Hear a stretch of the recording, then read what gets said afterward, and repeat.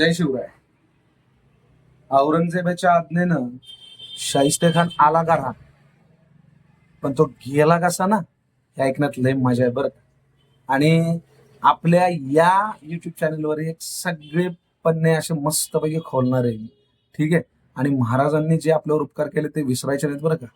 महाराज आहेत म्हणून आपण, आणि आपल्या आजच्या पिढीनं यातनं काय गुण घ्यायचे आणि कसं वागायचं हेही तुम्ही ठरवता आलं पाहिजे. चला तर स्वागत करतो तुमचं तुमच्या हक्काच्या युट्यूब चॅनलमध्ये, ज्याचं नाव आहे स्वराज्य मंडळी. आपल्या इंस्टाच्या चॅनलला फॉलो करायला विसरायचं नाही आणि आपले मोटिवेशनल विचार देखील फॉलो करायला विसरायचं नाही. चला स्टार्ट करूया. औरंगजेब म्हणजे खतरनाक होता. त्याचा एक सेपरेट सिरीज काढलेली जबरदस्त होता तो. इतका घाणेरडा आणि क्रूर कर्म होता ना, सोडा त्याचा विषय आपल्याला नाही, आपण पुढे घेणारच आहे. पण औरंग्याच्या आज्ञेनुसार शाहिस्त्या आला. सगळ्यात महत्वाचं आधी कुठं 56 सरदार घेऊन आला होता. त्यातले काही सरदारांची यादी नावं आहेत माझ्याकडे. कारतलब खान आहे, शमशुद्दीन खान आहे, राव बहादूर सिंग आहे, त्रिंबकजी भोसले, ब्रह्मदेव सिसोदिया आहेत. त्याच्यानंतर तुमचा हा आपला जसवंत सिंग राजा, आपला काय त्याचं नाव, आपला तो महाराज जसवंत सिंग, तो नंतर जॉईन झाला, पण तो आला.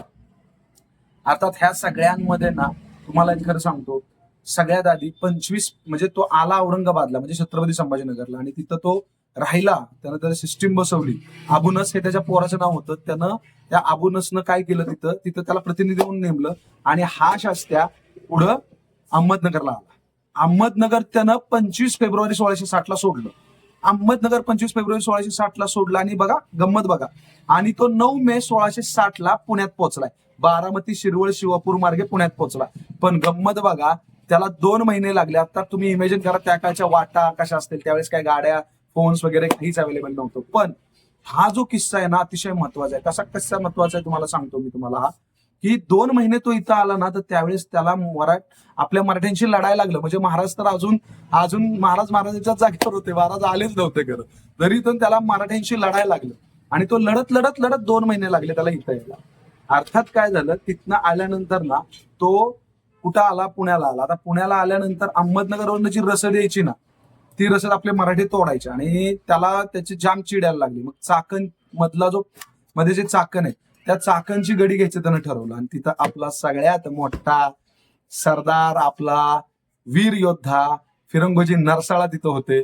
आणि फिरंगोजी नरसाळा तिथं होते, तुम्हाला खोटं वाटेल, 268 जण कापली तिथं. 268 जण, चेष्टा आहे काय. आणि 600 पेक्षा जास्त जखमी केली. एवढे नामांकित सरदार घेऊन आलेला तो शास्त्या.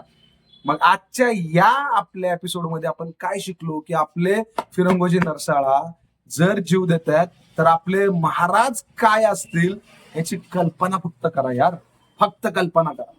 आणि त्यांच्यासाठी आपण एवढं लढत होतो, आपण एवढे जीव देत होतो. त्यासाठी आजचा सगळ्यात महत्वाचा विचार तुम्ही काय घ्यायचा आहे, तर आजचा सगळ्यात महत्वाचा विचार तुम्ही घ्यायचा आहे, की कुणी कितीही मोठी सरदार फिरदार, कितीही मोठं संकट आलं तरी घाबरायचं नाही. लढा द्यायचा आपल्या रक्तात आहे, आणि लढा देतच राहायचं. समजलं? ठीक आहे. आपण आता पुढच्या पार्ट मध्ये बघणार आहे की नक्की आपल्या महाराजांनी कशी रणनीती त्याच्यासोबत खेळली. तोपर्यंत स्टे ट्यून, धरून ठेवा स्वराज्य मंडळींना. लाईक, सबस्क्राईब, शेअर करा, इन्स्टाला फॉलो करा. जय हिंद, जय महाराष्ट्र, जय भवानी.